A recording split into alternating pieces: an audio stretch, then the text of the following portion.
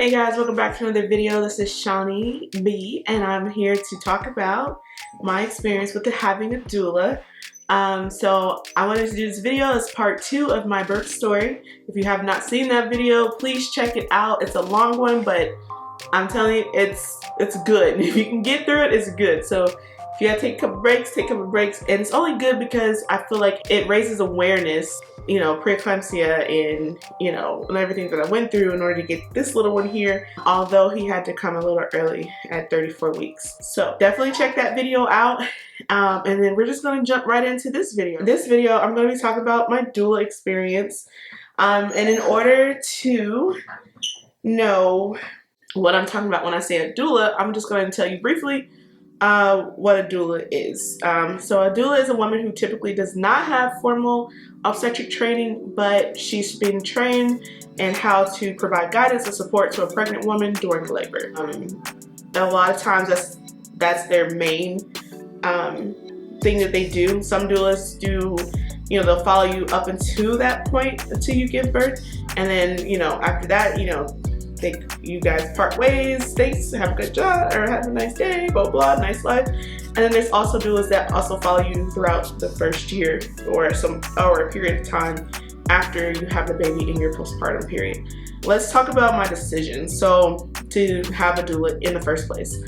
So I decided to get a doula because of the state that I'm in, but also because of the rising maternal mortality rate for Black women.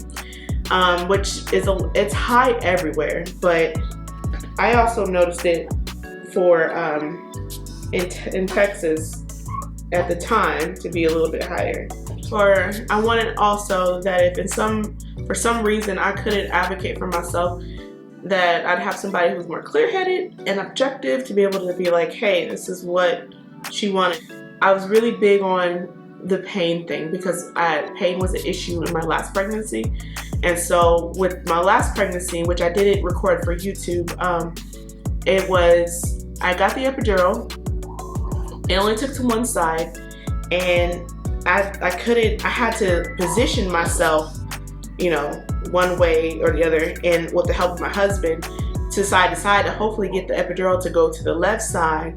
But I literally laid in that room and I was crying, and because it was painful, you know, on the one side, and they bumped up the Pitocin thinking I had the epidural, and then they gave the option of reinserting it to hopefully, you know, have it flow on both sides. And I didn't want to go through that because the insertion part of it did not feel good at all either. It was really painful. So it was painful. It's not painful in the sense of like sharp pain. It was like that. It's like if you were holding on to a metal bar and then somebody hit it, like, and then that sensation that you get, that's what it feels like. And so I was just like, no, I don't want to do that again. And so I just kind of, you know, toughed it out basically. There's nothing nobody could do. They didn't even offer like a bolus or anything like that. I just had to pump, but it wouldn't even matter if they did a bolus because it was only going to one side. So anywho, didn't want to relive that. And so I was like, well, if I had a doula then, maybe I would have been able to have she could have, like, you know, advocated for other options, or, you know, helped me, had better ways to help me get some pain relief, or to work through the pain, or whatever the case was, you know, in that time. But no, I just laid there and I was just crying when the contractions hit. And yeah, when I first found out I was pregnant, I waited a little bit, reached out, and from that point forward, we were in contact monthly. I think I waited till I got to like 20 weeks. So after that, like, we were in contact like monthly. She was answering the questions I have about what she does. I was letting her know about my appointments and what information I got back, and then she was, you know, we talked about that. We also talked about, like, you know, what my other births were like, what I was expecting with this one. Like, it was all about, I feel like, building that rapport, but then also making sure that I didn't miss anything. Like, if they told me something, I didn't understand it, and I could come back to her and she would explain it, or you know, after talking to her, I'm like, oh yeah, I didn't think to ask that question. Let me jot that down so I can ask at the next visit, or, you know, things like that. So it was almost kind of like she was part of my care team, you know, like, but on my side, not on the side of the insurance and all that jazz. You have to touch during my my hospital stay, and then we still completed a birth plan. And at this point, like, I didn't really, like, once they told me like I wasn't going to be able to move around like I thought, because I was going to be on magnesium and I had to stay in the bed, I was like, well, I don't really know how much, you know, she could help me, you know, at that time. So but anyway, we talked about it, and she's like, oh yeah, there's still like a lot you can do in the bed. You don't have to be able to get out of the bed. We can still do a lot in the bed. So I'm like, okay. So she showed up at the hospital after my epidural and the Pitocin and magnesium was started. Because I had children before, my labor was likely to progress quicker once everything got on board. So she came at that point. So the positions that we were able to do, she assisted me in getting in those positions. Like, prior to her getting there, like, the nurse had already given me like the birth ball, more so for like to help with the pain because of my hips. But so I had them between my knees. But when she got there, when my doula got there, we did the throne position, which I did before with the nurse, but not for labor. I did before with the nurse, but when my doula got there, we did it again for a labor position to help Jeremiah come down. And then we did like a running man position with yeah, like literally a running man position, but like frozen, you know. So like I had the birth ball and one leg behind and one leg up, and then so on both sides I lay on my side for the left side for so long, right side for so long, and she kept the time for me. And then she was also reminding me to hit the pain button when, you know, my contractions were hitting, because initially when I got the epidural, like, I think it was really low because I still was feeling the pain, and it was to the point where it kind of like took my breath away, and I was like, oh, don't talk, nobody talk. So she was reminding me, and I wasn't hitting the button. I don't know why, but I was just like, oh, I don't want to press it too much. But she's like, no, the nurse, like, anytime when it turns green, hit that button, like, that's what it's there for. And so my doula, like, she would be like, remind me, like, okay, your button's green, you can hit it. And so I'd hit my button, and then she'd remind me to breathe, and through my nose, out through my mouth, because I would tense up, and she's, you know, so she would help me kind of like relax. And I was talking to her, and I was letting her know, like, this wasn't cutting it, and I can't give birth with it like this. When the nurse came in, she said something to the nurse, and we talked to the nurse then together, and she was just like, okay, we can let anesthesiology know, and the anesthesiologist know, and then they can come back and give you a bolus. So that's what they did. And then they said, if that doesn't work in 10 to 15 minutes, call me back. And then they give me another bolus. And so she kept that time for me. And then, and also it was important for me to press the button afterwards too. So she was, you know, helping me like remember to press it. Because when I'm telling you, when I'm in pain, I'm like, ugh, like I tense up, and I don't do the things that relieve the pain. It doesn't make sense. Anyways, so I ended up getting another bolus of the epidural, and after that I was good, like good. Like, I fell asleep good. So after that, so once Jeremiah was here, because even though I fell asleep, like, they were still like, you know, waking me up and like, you know, hey, let's go to this side, or let's go to this side, or let's readjust you, or whatever. When they turned me over, they were like, okay, he's right here, like, it's time to push, LaShondra. And the next thing I know, it was like, my husband says 18 seconds, 3 pushes, and Jeremiah was out, and that was it. But she did take pictures for me. So yeah, that's the only thing that I don't remember her, like, you know, how you see in the movies where they're like, breathe, okay, push, bear down. There's like, you know, so much going into the woman pushing the baby out, and I didn't have that experience because he was just like already there. So they worked on the baby. She took pictures for me. They took the baby to the NICU. My husband went with Jeremiah to the NICU, and then our doula stayed with me until he got back. And then once he got back, and then she was like, make sure we were good, and I had water and all that jazz.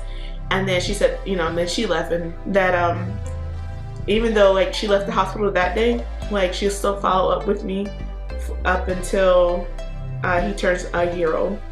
And so, which is just like check-ins, make sure everything's going good, blah, blah, blah. So, and then when I got home and everything was kind of, because I came home before Jeremiah did. So once everything was, you know, I came home or whatever, she texted me and whatever, and I let her know like about, you know, the pain I was having. I was like, yeah, but I probably need to sit down because we're doing a lot. And she was like, no, she's like, you need to let your doctor know and, you know, follow up with that. You know, you don't need to be in pain, and you got to remember to keep yourself as a priority. And I'm like, yeah, you're right.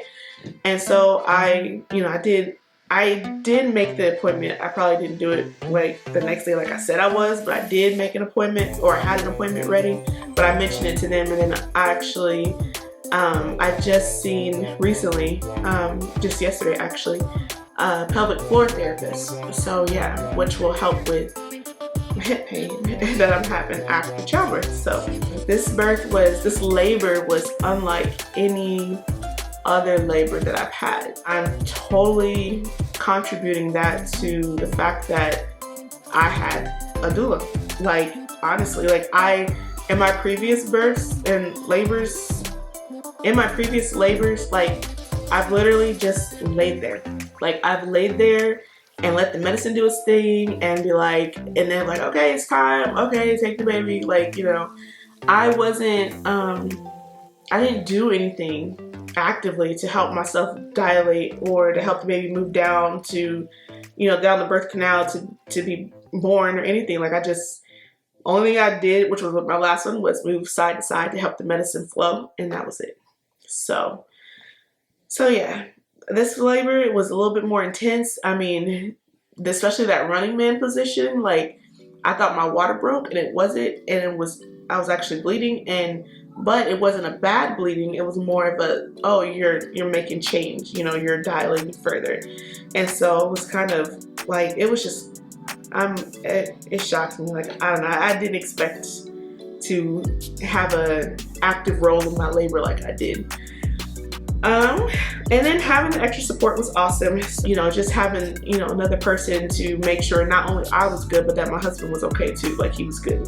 So like another thing, like with having the doula, especially the way she did it or the way it was done for me, it was nice to be able to have somebody to talk about the information I got in my appointments, and have somebody to talk to about that, you know, outside of my husband. Like we were able to talk about like, okay, you know, this is what this is, and then she'd go like, oh yeah, because, you know, XYZ, blah blah blah. You know,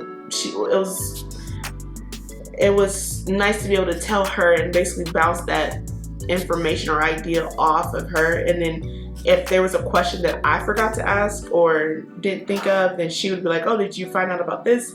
I'm like, oh no, I didn't. And then I'll like, you know, make a note in my phone to ask my doctor about it. You know, I feel like it's becoming imperative for Black women to have a doula. The way our maternal mortality rate is increasing and is higher than white and Latino women, like there's somewhere along the line there's a disconnect, whether it's with the healthcare providers or whether it's with us, where we're not like informed enough, or, you know, we brush off our symptoms, or, you know, whatever it is. I don't know. Maybe it's access to care. I don't know, but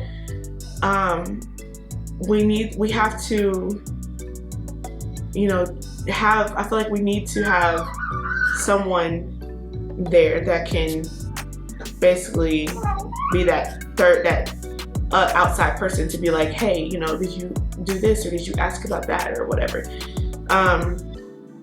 just so we can come out in the best health as possible. I feel like the cost, so I don't know what having a doula, I don't know what the costs are, honestly. Like for me, this service was free.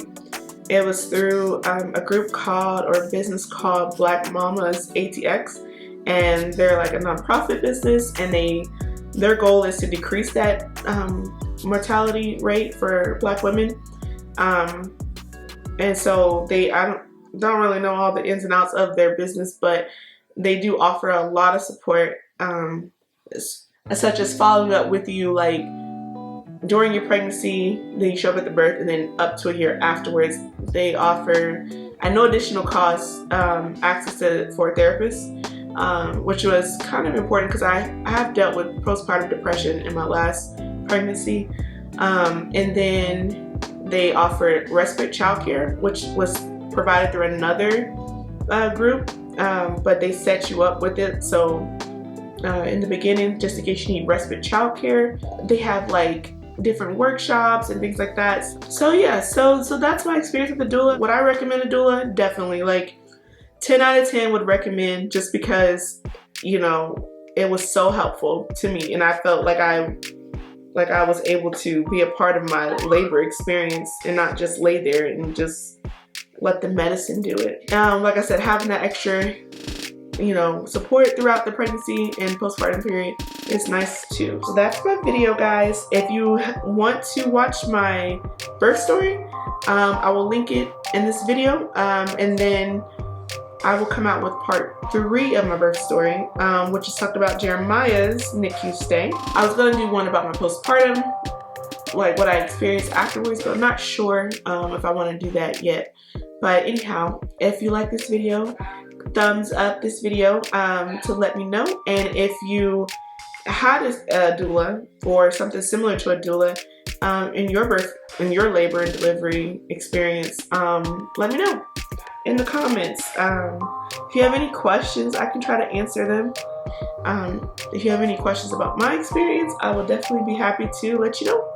So yeah, I'll talk to you guys later, and thanks for watching.